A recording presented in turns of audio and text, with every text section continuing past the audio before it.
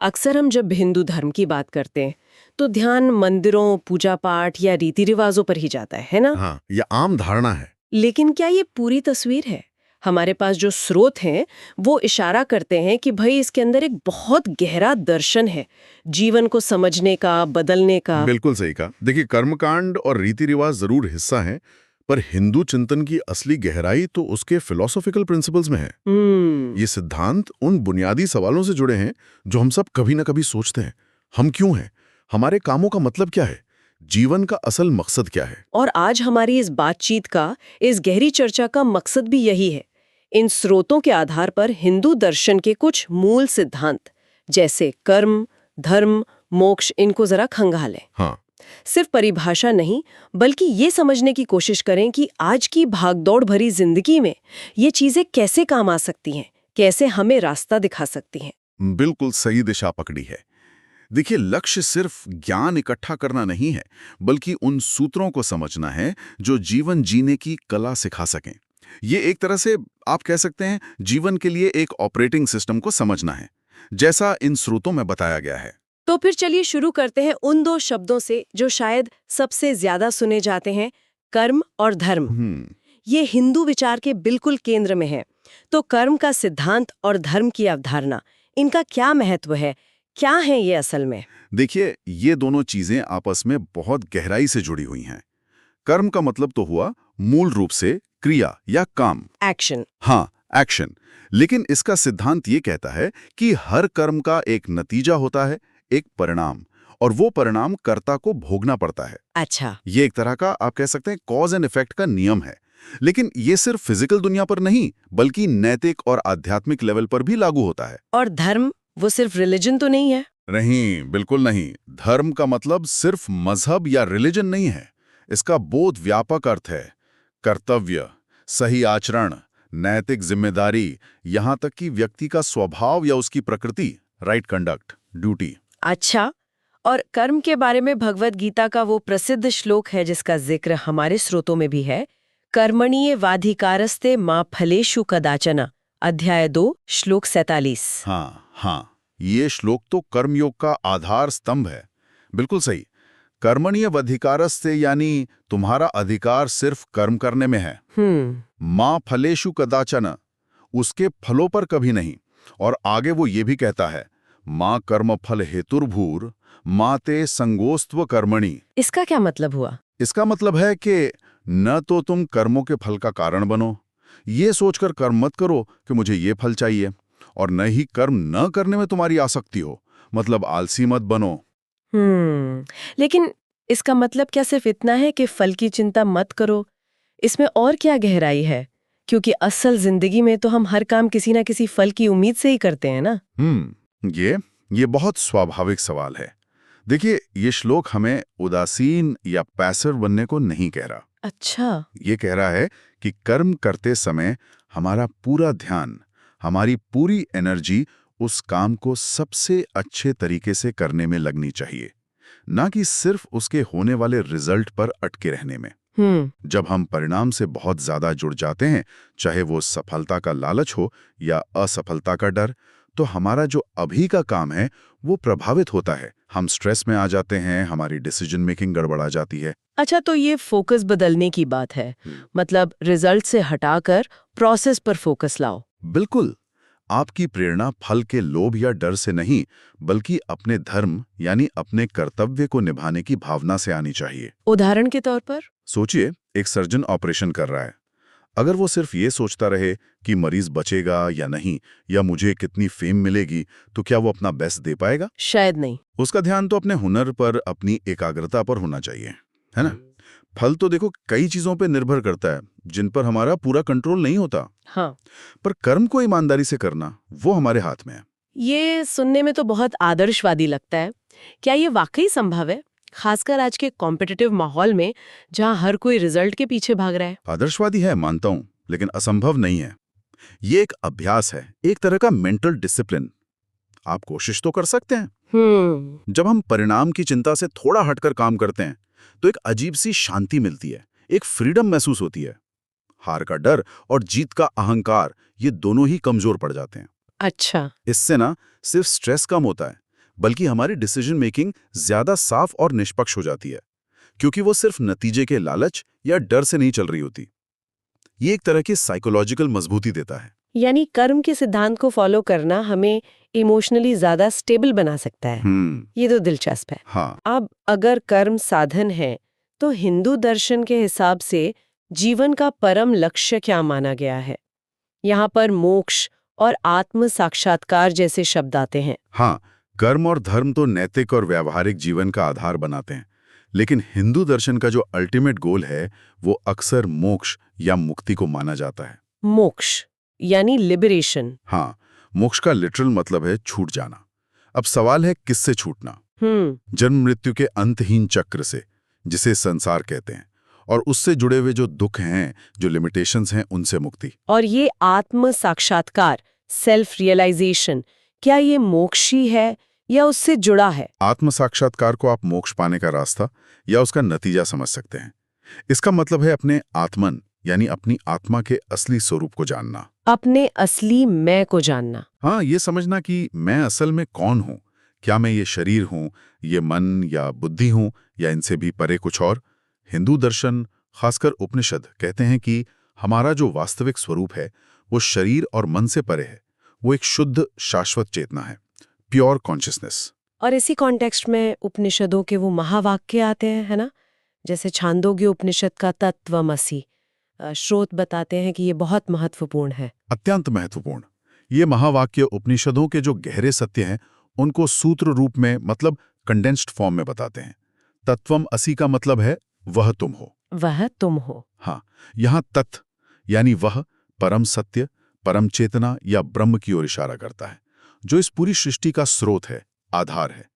और त्वम यानी तुम, ये इंडिविजुअल आत्मा, जीवात्मा को कह रहा है। अच्छा। तो ये महावाक्य घोषणा करता है कि तुम्हारी जो व्यक्तिगत आत्मा है वो मूल रूप से उस परम ब्रह्म से अलग नहीं है। तुम वही हो, यू आर दैट। अरे, ये विचार तो क्रांतिकारी है। मतलब मेरे अंदर, हर व्यक्ति के अंदर वही डिवाइन एलिमेंट मौजूद है। बिल्कुल, यही उपनिषदों का केंद्रीय संदेश है। हम अपनी अज्ञानता या कह लीजिए माया के कारण खुद को इस शरीर और मन तक ही सीमित मान लेते हैं, अपना असली दिव्य स्वरूप भूल जाते हैं। आत्म साक्षात्कार इसी अज्ञान को मिटाकर अपने उस असली मैं को पहचानना है, जो सत चित आनंद स्वरूप है, मतलब एग्जिस्टेंस, कॉन्शियसनेस, ब्लेस। लेकिन इस सच को जानना या अनुभव करना कैसे संभव है? ये तो सिर्फ इंटेलेक्चुअल अंडरस्टैंडिंग से परे की बात लगती है। आप सही कह रही हैं। ये सिर्फ दिमागी समझ का विषय नहीं है, ये अनुभव का विषय है। और यहीं पर ध्यान और मंत्रों की भूमिका आती है, जैसा कि हमारे स्रोत भी बताते हैं। ध्यान, मेडिटेशन। हाँ, ध्यान एक ऐसी प्रक्रिया है जिससे मन को शांत और एकाग्र किया जाता है, ताकि हम अपने विचारों, भावनाओं, ये जो मन में लगातार उथल पुथल चलती रहती है, उसके पार जाकर अपने गहरे अस्तित्व को महसूस कर सकें। और मंत्र, उन्हें तो अक्सर दोहराया जाता है, जाप करते हैं, उनका क्या काम है? मंत्र खास ध्वनि संयोजन है, साउंड कॉम्बिनेशंस। माना जाता है कि वैदिक ऋषियों ने इन्हें गहरे ध्यान में अनुभव किया था। अच्छा। और ये माना जाता है कि इन ध्वनियों में एक खास तरह की ऊर्जा या वाइब्रेशन होती है। जब मंत्रों का सही उच्चारण और लय के साथ जाप किया जाता है तो वो मन को फोकस करने में, नेगेटिव विचारों को हटाने में और चेतना को ऊपर उठाने में मदद करते हैं। तो वो ध्यान में गहरा उतरने के लिए एक सपोर्ट की तरह है? हाँ, एक आलंबन या सहारे का काम कर सकते हैं। बिल्कुल। स्रोतों में एक शांति पाठ का जिक्र है, ओम पूर्णमदः पूर्णमिदं पूर्णात् पूर्णमुदच्यते पूर्णस्य पूर्णमादाय पूर्णमेवावशिष्यते।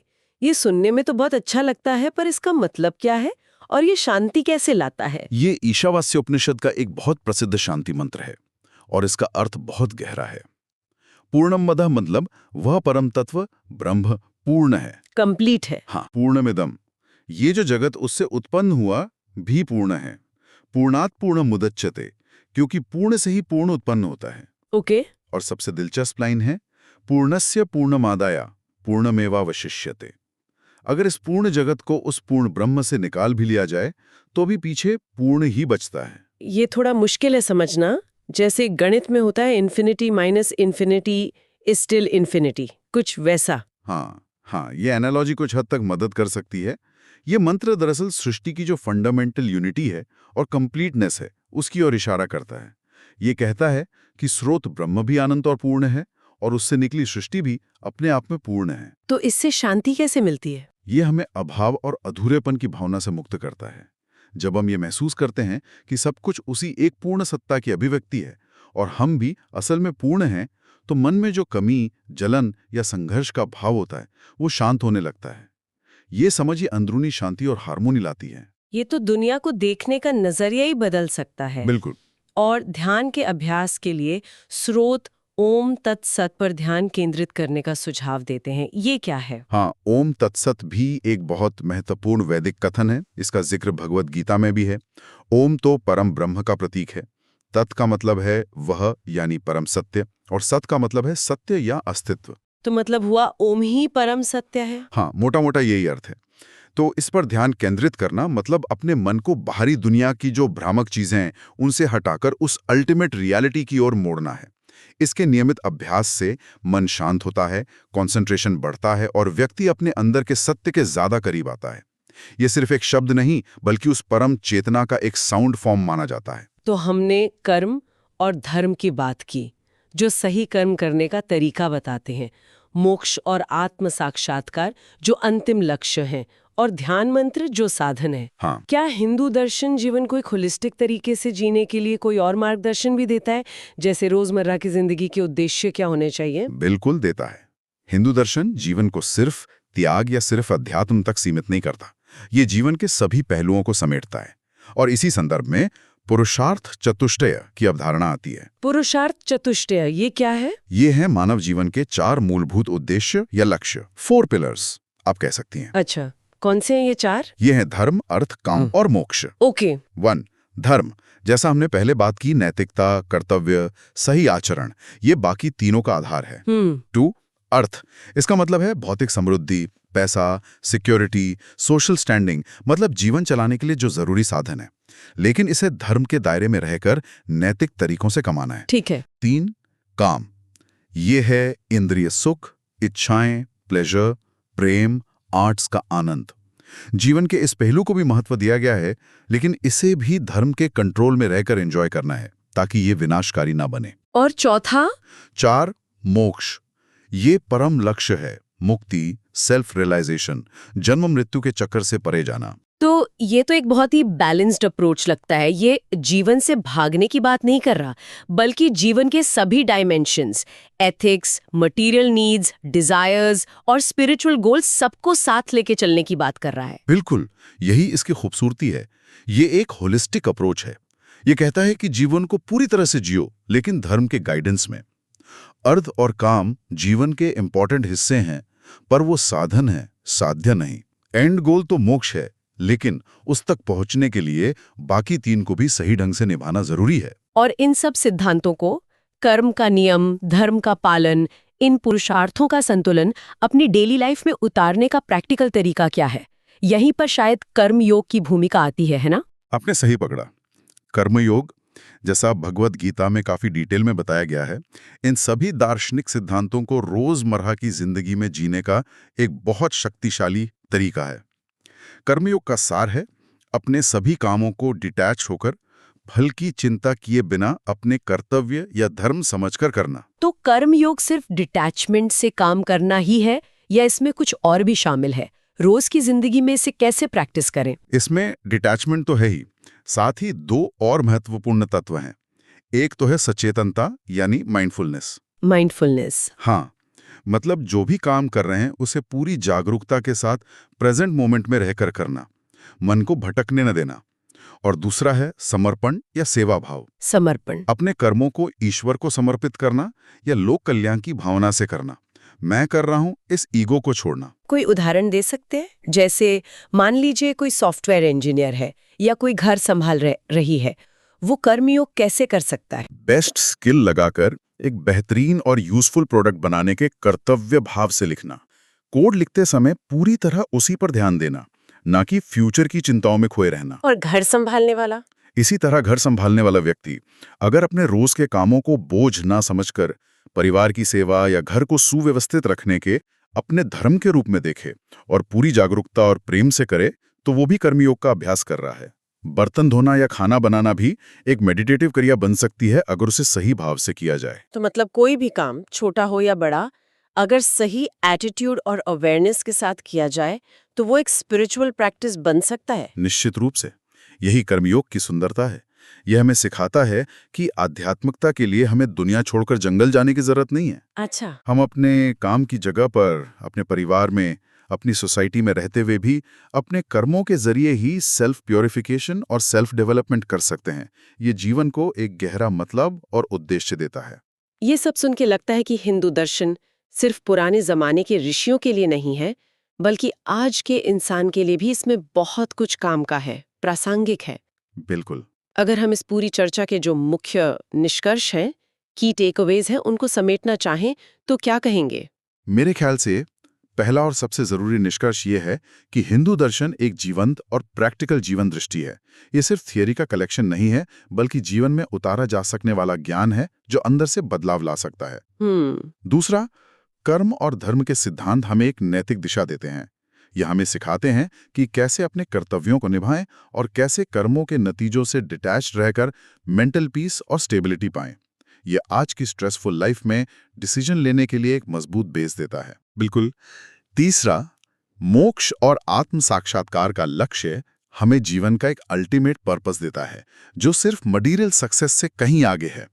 तत्वम असि जैसे महावाक्य हमें हमारी असली पहचान और यूनिवर्स के साथ हमारी एकता का एहसास कराते हैं, जिससे करुणा और जुड़ाव की भावना बढ़ सकती है।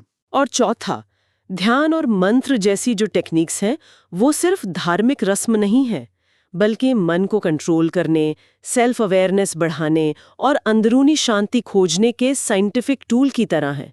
और साथ ही पुरुषार्थ का जो फ्रेमवर्क है, वो हमें एक बैलेंस्ड और पर्पसफुल जीवन जीने का रास्ता दिखाता है। संक्षेप में कहें तो ये दर्शन हमें जीवन की चुनौतियों का सामना करने, अपने असली स्वरूप को पहचानने और एक मीनिंगफुल, बैलेंस्ड और शांत जीवन जीने की चाबी देता है, जैसा कि इन स्रोतों से पता चलता है। इस सारी बातचीत के बाद एक सवाल मन में आ रहा है। ये सिद्धांत सुनने में जितने गहरे और आकर्षक लगते हैं, उतने ही शायद जीवन में उतारने में मुश्किल भी हो। हाँ, ये सच है। ज्ञान को आचरण में बदलना ही तो असली साधना है। इसमें चैलेंज तो है।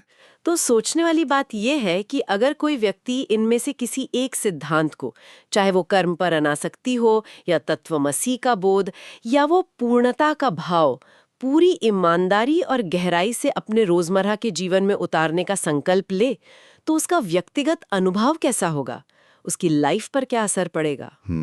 ये शायद खुद खोज करने वाली एक यात्रा है। आपने बिल्कुल सही दिशा में इशारा किया है। देखिए, दर्शन को पढ़ना या सुनना तो पहला कदम है। उसे जीना और अनुभव करना ही उसका असली मर्म है। शायद यही वो खोज है जिसके लिए ये सारा ज्ञान हमें प्रेरित करता है।